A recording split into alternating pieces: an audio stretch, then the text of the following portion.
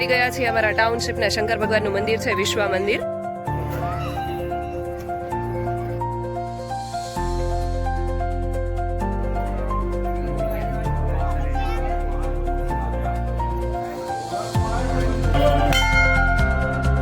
નવરાત્રિના દિવસે શંકર ભગવાન અને પાર્વતી માતાના વૈવાહિક જીવન શરૂ થયું હતું. ઇન્ડિયાનો રાઉન્ડ પતી ગયો છે અને હવે પાકિસ્તાનનો રાઉન્ડ શરૂ થયો છે. Hello friends, very good morning, જય શ્રી કૃષ્ણ એન્ડ જય સ્વામિનારાયણ. આજે છે શિવરાત્રિ, તો તમને બધાને વેરી હેપી મહાશિવરાત્રિ. આજે સાંજે આપણે મેળ પડશે તો સાંજે કદાચ જે શંકર ભગવાનનું મંદિર છે ત્યાં પૂજા થાય છે, આપણે ત્યાં જવાનું ટ્રાય કરીશું, કારણ કે વૃષભને છે સેકન્ડ, તો હું અને ચક્ષુ બંને જ છીએ, એટલે બપોર પછી કદાચ નીકળાય તો નીકળવાનું જ છે. ચક્ષુ આવી ગયા છે. અહીંયા શું થઈ ગયું દીકા? બાવ કવડી ગયું? જો ક્યાં જાય છે આપણે? શંકરમાં. હે? શંકર મંદિરમાં. શંકર ભગવાનના મંદિરમાં? શંકર મંદિરમાં. હા, તે શંકર ભગવાનનું મંદિર હોય દીકા. એમાં વરસાદ. શું કામ જવાનું છે? શું કામ જવાનું છે? આજે શિવરાત્રી છે, તને ખબર છે? હા. હે, શંકર ભગવાનનો દિવસ છે. અને પછી આપણે થઈ છીએ. પ્રસાદી આપવા નથી જતા. આ છે. હા, તે શંકર ભગવાનને ચડાવવાનું હોય જેને. કાલે તારા મમ્મી પપ્પાની એનિવર્સરી હતી, આજે ગણપત દાદાના મમ્મી પપ્પાની એનિવર્સરી હતી. આજે શિવરાત્રિના દિવસે પણ ઘણા લોકોના મેરેજ છે. શિવરાત્રિ એટલે ભગવાન શિવજીની ઉપાસના માટેનો સૌથી પવિત્ર દિવસ. તો ચાલો આપણે મંદિરે જઈએ. અને અહીંયા તમે ગાડીઓની લાઈન જોઈ શકો છો, કેટલી બધી ગાડીઓ આવી ગઈ છે. અને આવી ગયા છીએ અમારા ટાઉનશીપના શંકર ભગવાનનું મંદિર છે વિશ્વા મંદિર. એમાં શિવલિંગ પણ છે, તો અમે અહીંયા ચડાવવા માટે આવી ગયા છે. ગંગાજળ, ચોખા, ચણા દાળ અને કાળા તલ પણ ચડાવી શકો છો. તમારી ઈચ્છાથી તમારે જે ચડાવવું હોય. આજે તો બિલીપત્ર ચડાવવાનું પણ એટલું મહાત્મ્ય છે. શિવરાત્રિ નિમિત્તે તમને બધાને હર હર મહાદેવ. જો તમે મંદિરે જઈ શકો એમ ના હોય તો મારા વિડીયોના માધ્યમથી તમે શંકર ભગવાનના દર્શન કરી લેજો, એટલે કે શિવલિંગના દર્શન કરી લેજો. આ છે અમારા ટાઉનશીપનું વિશ્વ મંદિર. અત્યારે ટ્રાફિક ઓછો છે એટલે અમારે શાંતિથી દર્શન થઈ જશે એવું લાગે છે, અને તમને પણ આગળ વિડીયોમાં દર્શન કરાવીશ, તો વિડીયોમાં બન્યા રહેજો.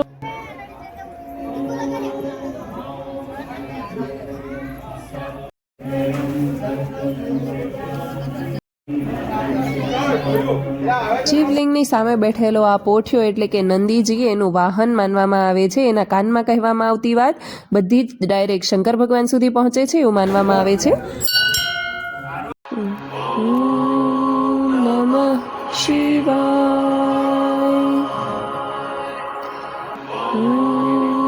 નમઃ શિવાય. શું તમને ખબર છે કે આ મંદિરને વિશ્વ મંદિર કેમ કહેવામાં આવે છે? કારણ કે આના જે બધા જ ખંડ છે એની અંદર બધા જ દેવી દેવતાઓને સ્થાપિત કરવામાં આવ્યા છે અને બધાની પૂજા પણ કરવામાં આવે છે. બ્રહ્માજી, ગણપતિ બાપ્પા, હનુમાન દાદા, શિવ પાર્વતી, રાધા કૃષ્ણ, રામ સીતા અને લક્ષ્મણ, એ બધા જ ખંડમાં બધા જ દેવી દેવતાઓને સ્થાપિત કરવામાં આવ્યા છે. મંદિરની પાછળના ભાગમાં તમે આ વડલો જોઈ શકો છો. એ કેટલો જૂનો છે એ તો મને નથી ખ્યાલ, પરંતુ એની જે વડવાઈઓ છે એમાંથી પણ વડલો થઈ ગયો છે. એટલો મોટો અને વિશાળ છે. અહીંયા બહાર સિક્યોરિટી અને પોલીસનો પણ બંદોબસ્ત કરવામાં આવ્યો છે. શિવરાત્રિના દિવસે શંકર ભગવાન અને પાર્વતી માતાના વૈવાહિક જીવન શરૂ થયું હતું, અને એવું માનવામાં આવે છે કે સાંજે શંકર ભગવાને બ્રહ્માંડની રચના માટે તાંડવ કર્યું હતું. શિવરાત્રિના દિવસે ઉપવાસ કરવાનું પણ બહુ સારું માનવામાં આવે છે, તો બધાએ શિવરાત્રિનો ઉપવાસ કરવો જ જોઈએ. ફરી એકવાર તમને સૌને હર હર મહાદેવ. અને ચાલો હવે ઘર તરફ જઈએ. આજે હું તમને કહેતી હતી કે અમે લોકો બપોર પછી હું અને જક્ષુ જઈશું, પરંતુ પ્લાનમાં ચેન્જીસ આવી ગયા. વૃષભ ઉઠ્યા તો એ કહે કે ચાલો આપણે સવારમાં જ શંકર ભગવાનના મંદિરે જઈ આવીએ. બહુ જ સારા દર્શન થઈ ગયા, કારણ કે દર વખતે અમારે એવું થતું હોય છે કે અમે લોકો બપોર પછી જતા હોઈએ છીએ, કારણ કે સાંજે ઉત્સવ જેવું હોય અને પ્રસાદ પણ વેચાતો હોય અને સારી એવી પૂજા થતી હોય ને એ બધું હોય, એટલે અમે લોકો જનરલી સાંજે જ જઈએ છીએ ભગવાનને પંચામૃત ને એ બધું ચડાવવા માટે શિવલિંગે. પરંતુ આ વખતે વૃષભને બપોર પછી જોબ પર જવાનું હતું, એટલે અમે વિચાર્યું કે ચલો સવારે જઈ આવીએ. પરંતુ હવે એવું વિચારીએ છીએ કે દર વખતે સવારે જ જવું જોઈએ, ભલે સાંજે આરતી ને એ બધું થતું હોય. સાંજે એટલો ટ્રાફિક હોય છે કે આપણો વારો જ ના આવે.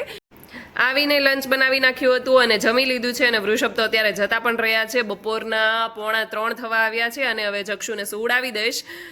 ગઈકાલે અમારી એનિવર્સરી હતી અને આજે શિવરાત્રી છે, 15 તારીખ છે અને આજે શંકર ભગવાન અને પાર્વતી માતા એમની એનિવર્સરી છે, એટલે કે એમના મેરેજ જે દિવસે થયા હતા એ દિવસ શિવરાત્રી તરીકે ઓળખાય છે અને એ દિવસે બધા જ શિવરાત્રી મનાવે છે. અમારા વડોદરામાં તો તમે જો બપોર પછી નીકળો તો એટલો ટ્રાફિક હોય, કારણ કે શિવજીની સવારી નીકળે છે અને એ ભવ્ય જે સવારી હોય એ જોવાનો તો કંઈક આનંદ જ અલગ છે. તમે એ ટાઈમ પર નીકળો તો તમારે અગર કોઈ જગ્યા પર જવાનું હોય તો તમે પહોંચી જ ના શકો, કારણ કે રોડ ઉપર એટલો ટ્રાફિક હોય. શિવજીની સવારી નીકળે એ આખો જ રોડ બ્લોક થઈ જાય છે. જો તમારે જોવી હોય શિવજીની સવારી તો તમે એક વખત નેટ ઉપર સર્ચ કરજો શિવજીની સવારી ઇન વડોદરા, તો તમને ખ્યાલ આવશે કે મતલબ હું સુરત હતી ત્યારે મેં એટલું બધું તો નહોતું જોયું કે શિવરાત્રીના દિવસે આટલી મોટી ભવ્ય સવારી નીકળે ને એ રીતનું. શું બનાવ્યું છે? હે, સેમ્પલ હાઉસ છે. કાલે જક્ષુભાઈને સુવડાવીને અમે કેક કટિંગ ને એ બધું કર્યું હતું સેલિબ્રેશન, એટલે જક્ષુ અત્યારે કેક ખાવા માટે બેસી ગયો છે. તને ભાવે છે દીકા? ભાવે છે? ઘર ભાવે છે? કેકનું ઘર બનાવ્યું છે તે?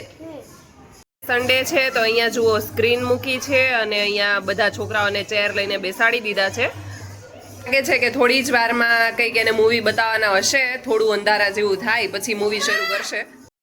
અને જોડે શિવરાત્રી પણ છે તો અહીંયા સિનિયર સિટીઝનનો સત્સંગ થઈ રહ્યો છે, ક્યાંક સંભળાઈ રહ્યું છે. હવે નીચે ક્યાં બેઠા હોય તો ખ્યાલ નથી, પરંતુ અમારે અહીંયા આજુબાજુમાં 2-3 બિલ્ડિંગ છે તો એમાં કોઈના કોઈ બિલ્ડિંગની નીચે તો સત્સંગ થતો હોય એવું લાગે છે, કારણ કે 4 વાગ્યાનું આ શરૂ છે સત્સંગ. ત્યારે છોકરાઓ તો બેસી ગયા છે, પરંતુ થોડું અંધારું થશે તો પ્રોજેક્ટર ઉપર દેખાય, અધરવાઇઝ તો હજુ એટલું દેખાય નહીં. દિવસે 7 વાગી ગયા છે. કહેતી હતી ને કે થોડું અંધારું થાય એ પછી સ્ક્રીન શરૂ થશે, તો અહીંયા સ્ક્રીન શરૂ થઈ ગઈ છે, એટલે કે સ્ક્રીન ઉપર કંઈક ડિસ્પ્લે થાય છે. અને એવું હતું કે આજે સન્ડે છે અને છોકરાઓને રજા હોય એટલે કંઈક પ્રોગ્રામ ગોઠવવામાં આવ્યો છે, પરંતુ આજે કંઈક સ્પેશિયલ ક્રિકેટ લાગે છે. જો કે મને તો ક્રિકેટમાં એટલો ઇન્ટરેસ્ટ છે નહીં, એટલે ખબર નથી કે આજે કોની વચ્ચે ક્રિકેટ છે, પરંતુ સારી એવી ક્રિકેટ હશે, મતલબ ઇન્ડિયા વર્સિસ કયાની હોય એ તો ખ્યાલ નથી, પણ એટલે અહીંયા સ્ક્રીન ઉપર ગોઠવવામાં આવ્યું છે કે જેથી બધા એન્જોય કરી શકે.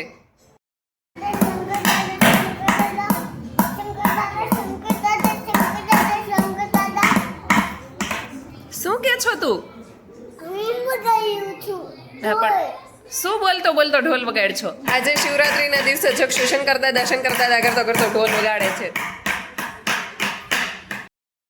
ઇન્ડિયાનો રાઉન્ડ પતી ગયો છે ને હવે પાકિસ્તાનનો રાઉન્ડ શરૂ થયો છે. હવે પાકિસ્તાન કેટલા રન કરે એ જોઈએ.